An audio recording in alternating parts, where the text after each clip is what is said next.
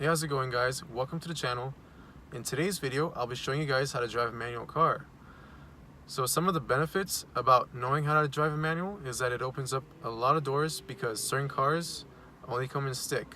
So for example, a Subaru STI, a Honda Civic Si, a Honda Civic Type R, and a Ford Focus RS.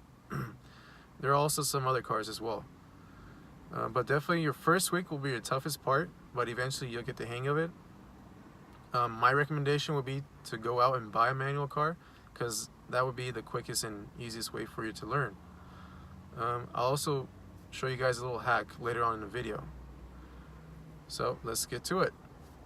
So as we sit in the driver's seat, you'll notice that there's 3 pedals. The clutch is on the very left, and the brake and the gas are in the normal positions.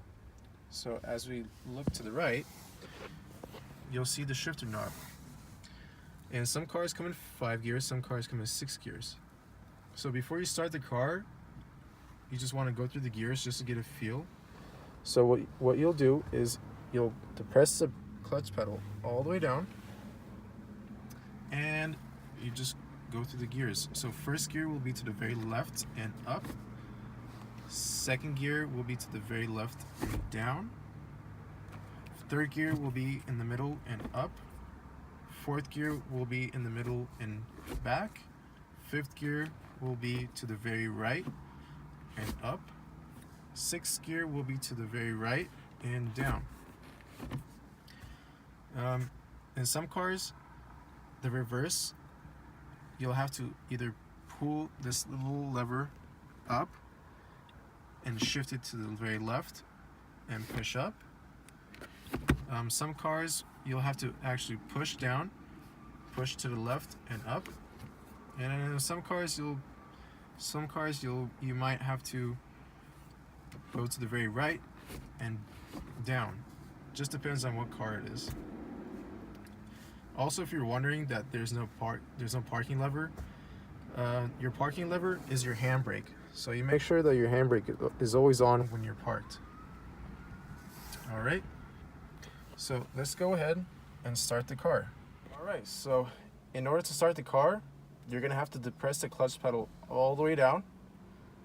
And in some cars, you might have to hold down, press on the brake pedal as well. Just depends on what car you have. And next thing you want to do is just go ahead and start the car. Make sure the car is in neutral, and you can go ahead and let go of the clutch. Okay guys, so now that the car is on, what you want to do is depress the clutch pedal all the way down. Put the car in first gear by pushing the shifter level all the way to the left and up. And go ahead, release the e-brake.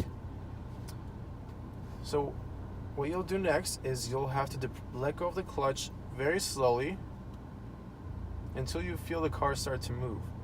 So once you feel the car start to move, that is called the catch point or also the bite. Okay, so once you get that part down, what you want to do next is go ahead and depress the clutch pedal, push the shifter into first, and then you'll give it gas and let go of the clutch at the same time. And just drive around in the parking lot and practice stopping and going in first gear. So every time you come to a stop, you're gonna have to press in the clutch, press the brakes, and then put the shifter back into neutral. So once the car is in neutral, then you'll go ahead and let go of the clutch. So once you get the hang of this, the rest is really easy.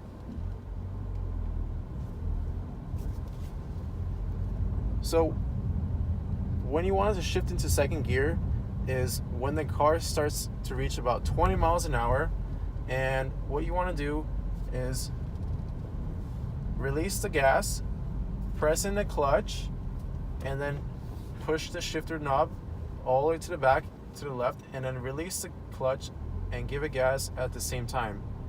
You're going to be doing this through all the gears. Now I want to talk about the hack that I mentioned earlier in the video. So there'll be times when you come to a stop on an uphill, and this is going to be a bit more challenging. So what you want to do at this point, once you're at a stop, is go ahead and use your e-brake. So you'll go ahead and put your e-brake on and go ahead and put the car into first gear. Next, you'll have to let go of the clutch slowly and give it a bit more gas than usual. So once you start to feel the car move, then you'll go ahead and release the e-brake and you'll be off. By doing this, it's going to prevent you from rolling back and possibly rear-ending a car behind you. But eventually you'll get the hang of it and you won't need to use the e-brake anymore. That's going to do it for today's video. And if you guys also like this video, please go ahead and give it a thumbs up. And I will see you guys in the next video.